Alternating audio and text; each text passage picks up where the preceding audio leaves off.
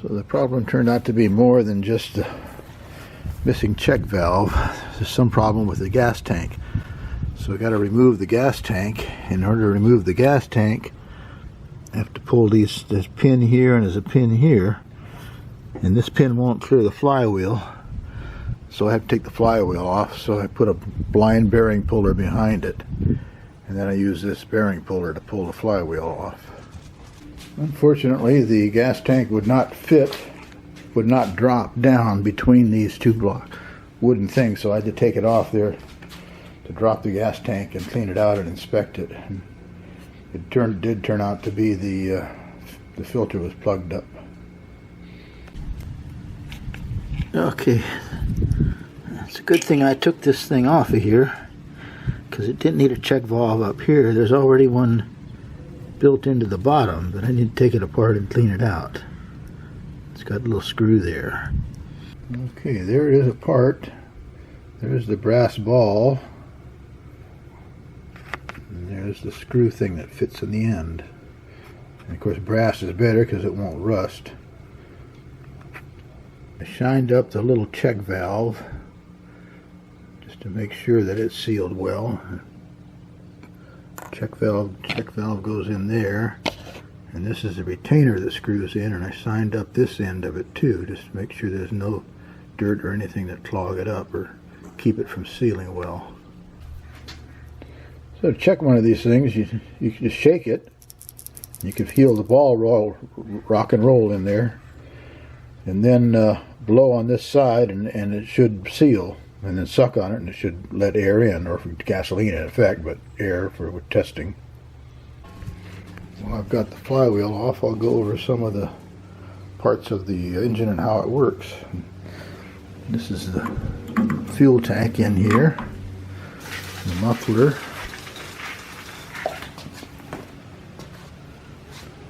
This is the intake valve. It's just vacuum operated when the exhaust valve is operated by the cam.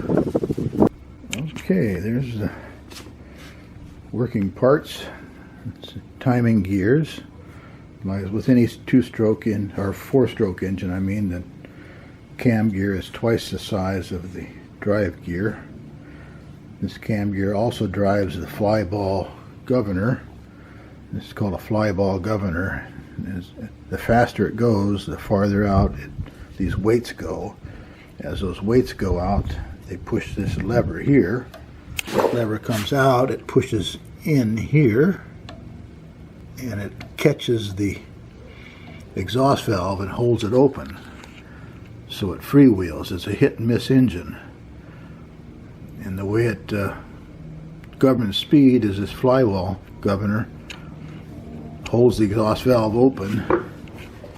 As it slows down, then these things retract. As it slows down, this comes out and lets the exhaust valve open and close.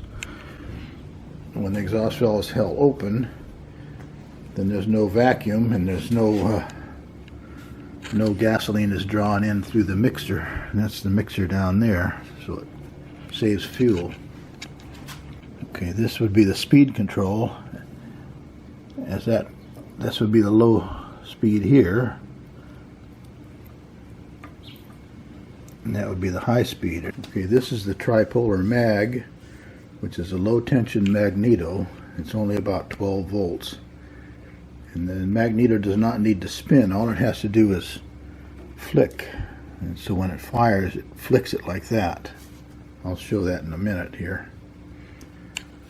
And then that sends voltage over here to the breaker points. This is not a spark plug engine, it's a breaker point engine. This thing down here, that opens the breaker points. So if you have current flowing through a pair of points and you break them, it creates a spark. So the same time that the lever trips the magneto, it also trips that thing there and breaks the points and makes a spark. This is a lever that flips the magneto, and you can see it's tapered on the end. So if it comes up higher, it trips it sooner than if it's down lower, and that's what this is your timing. This way is spark retard, and this way lifts it up and it fires sooner, so that's your running position. So this is going to come up here and flip that. Oh, that flips the lever. Okay, we'll show how the Magneto moves just a little bit. That's all it takes. Okay, so we'll watch the point lever there, right there, flip when I turn the motor over. So down here, this would be the drain the cooling water. This is the mixer, this is the choke. You just open that like 3/4 of a turn. It's just a needle valve. The venturi action as you turn the engine over on intake stroke sucks air in here and sucks gas up this tube. Notice how the engineers made the main bearings tilted at an angle. That way your thrust is not right on the split between the bearing halves.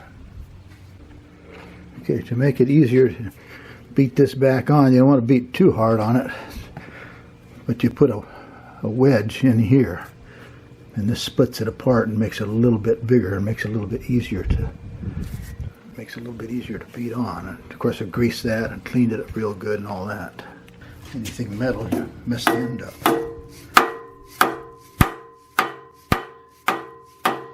Make sure your keyway is in place.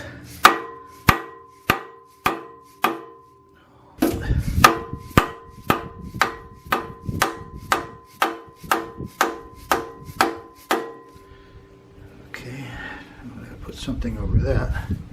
Sure.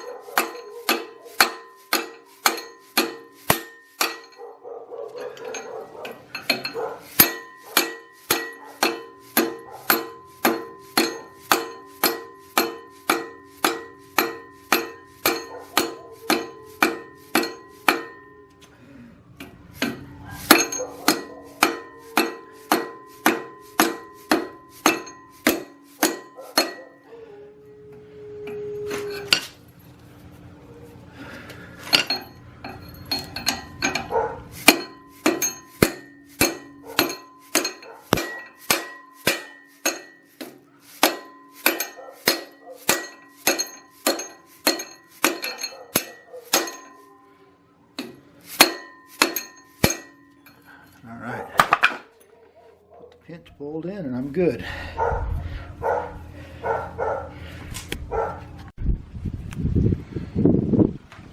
This little spring-loaded ball bearing here is where you put oil in. There used to be one on this side, but it broke off, so I replaced it with a tube with a screw in to keep it closed. At some time in the past, there was lots of wear on this arm, this triggering arm, and it came over far enough to smack that oiler and break it off. So to solve that, I just put 2 washers here to force this thing over. Okay, this is the points. The points are right there, and this little lever opens the points. So I'm trying to solve my starting problem, so I'm checking everything. So I filed the points. This little piece with this points on it, this can rotate. This is just round and it can rotate. So when you tighten the nut, you have to be careful it doesn't rotate, otherwise your points are no longer lined up. Okay, on the back side of the points is the nut that holds the clip on it. These mica washers, little thin mica washers on both sides on the back side of this flat washer, that insulates and keeps the points from being grounded on here, so they don't ground to the metal. And I cleaned up the washer and I cleaned up the clip that goes on so I get a good contact there. That's where it bolts on, so because you got to clean that off and clean the gasket off. But you can see in there, you can see where the piston comes up. And there's the piston. You see they use a pretty big ring like they used to use in the old days. Okay, I cleaned the metal on the nut and the faces of both sides of the lock washer and on the clip. And then I also filed and cleaned inside here where it clips to the wire. Oftentimes when an engine won't start, it's a combination of a little bit of everything going wrong. Okay, I need to recharge the magnet on my Webster tripolar Magneto and start taking it apart. I think I just have to take these off on both sides. Okay, remove these screws and then hold this in like that. Remove those screws.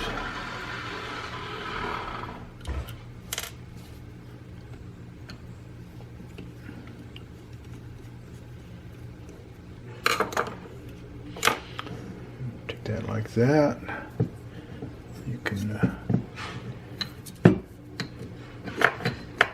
pull that off like that. It's a good time now to oil these things up.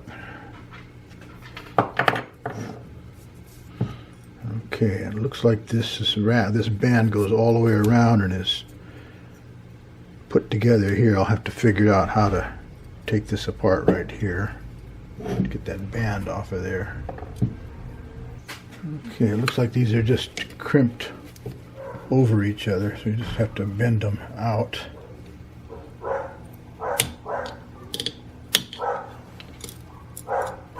Maybe bend it out a little farther.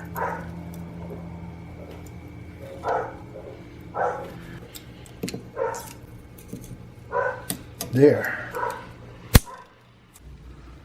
Okay, checking the strength of the magnet before I try to remagnetize it. And I pull up slowly. It looks like a bit less than 5 pounds. Right at 5 pounds. Okay, I was lucky enough to find this huge magnet in my old garage when I bought the house. And I'll use that to charge the new one. Or charge the old one, I should say. It's even older than this one. Okay, because the space here was not correct to fit this, I put these metal things on here to spread it farther apart.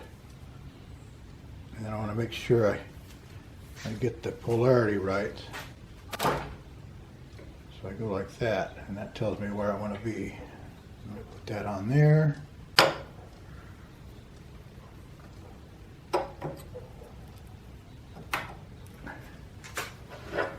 And then I smack that.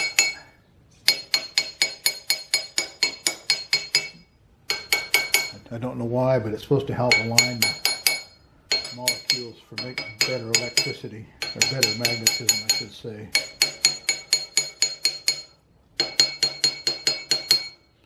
And I don't really know how long you need to leave it on there. I'll leave it like 5 minutes and see what happens. Okay, I found that other method only gained me about a ½ pound more pull. They're too thick a piece of metals, so I made smaller pieces of metal, and they seem to have less magnetism loss. And anyway, after doing it this way, I got up to 7½ pounds. Make sure this is all lined up all the way around. Push this in, and that finally can catch there. And then bend it down in here. Good as new. Okay, after you've filed your points and checked them out, then you need to adjust this actuator. And you screw that in so it just where it touches this thing here on the bottom. You can kind of see it there. You want to get a flashlight and get underneath it and get it where it just touches it, and then lock your lock nut down. And if you have a trouble getting a wrench in there, you can lift this up and put the wrench in. Tightening that up for the locking, it doesn't change the setting very much to make you understand a difference. And that's what gives me the best spark, but as an experiment, make it touch and then check your spark, preferably when it's a little darker than this, and then turn it in a half turn and check your spark. And if it doesn't improve it, take it back to where it's just touching and go half turn the other way and check your spark.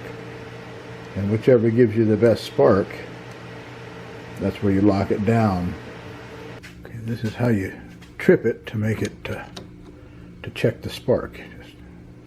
Just watch this thing. It's not very dark in here, but we should see some spark. There we go, we got a spark. The new gas tank ready to be installed. It won't fit between these two rails, so I had to lift the engine up in order to get it in place. And I lifted the engine up with my hoist and I hooked it on the connecting rod, and I put a little piece of steel under here just to help it, a little extra strength in case it doesn't bend the connecting rod. Okay, it turns out I didn't have to remove this flywheel. Just pull this rod out here and then pull this rod out here as far as it'll go. It creates enough wiggle room that when this one is out, the gas can drop down and be put back in, the new one put back in. Okay, now I'm ready to lower the engine back down on the cart. Hook things up.